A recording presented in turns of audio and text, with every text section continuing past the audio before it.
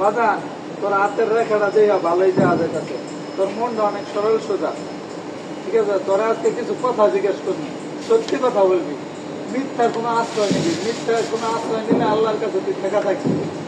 উপরে আসমান নিচে মাটি, মাঝখানে আমরা দুইজন বয়ে রয়েছি কাকা ভাইটা।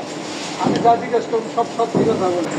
তুই মানুষকে অনেক ভালোবাসো, টাকা পয়সা হাওলা দেয়, কিন্তু টাকা পয়সা ঠিক মতন দেয় না। টাকা পয়সা নিয়ে ছিনিমিনি খেলে। কথা কি ঠিক না? ঠিক।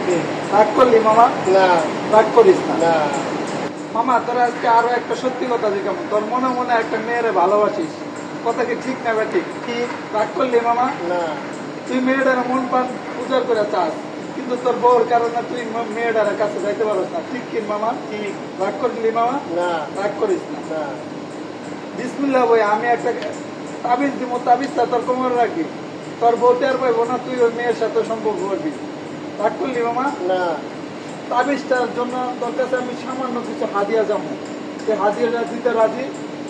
হ্যাঁ ঠিক আছে মামা, তুই মনে করিস না ওই হাদিয়াটা নিয়ে আমি ব্যয় খরচ করবো, তাবিজের লেগে নিতেছি। আমি দুপুরবেলা, এখন দুপুরের সময় হয়ে গেছে গা, এই টাকাটা নিয়ে আমি একবেলা খামো। আমি ক্ষুধার্ত লোক। রাগ করলি মামা?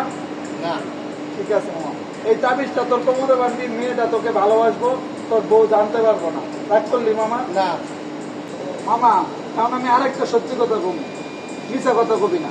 তোর মানি ব্যাগের ভিতরে 250 টাকা আছে, তার থেকে 50টা টাকা আমার দিবি। আমি দুপুরবেলা অনাহার ব্যক্তি, আমি ভাত খাবো। তুই মনে করিস না এই তাবিজটা দিতেছি, এই তাবিজটার বিনিময়ে টাকা নিতেছি। আমি দুপুরবেলা ভাত খাই নিয়ে গিয়ে 50টা টাকা নিয়ে ভাত খাবো। 50টা টাকা দিতে কি তুই রাজি আছিস? রাজি 50টা টাকা দে, আমি দুপুরবেলা ভাত খাবো। আমি ক্ষুধার্ত ব্যক্তি।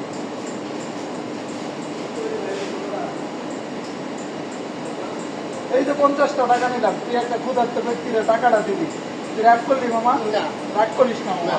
এই তাবিজটা তুই কোমরে রাখবি, বিছনার তলে রাখবি, হয়তোবা তোর কোমরে রাখবি। রাগ করলি মামা? না ঠিক আছে মামা, তোর দোয়া করে দিলাম, তুই মেয়েটারে পাবি, তোর মনের আশা পূরণ হবে, তুই ভালো থাকিস মামা। 50টা টাকা নিলাম, তুই রাগ করলি মামা? না। রাগ করিস না মামা।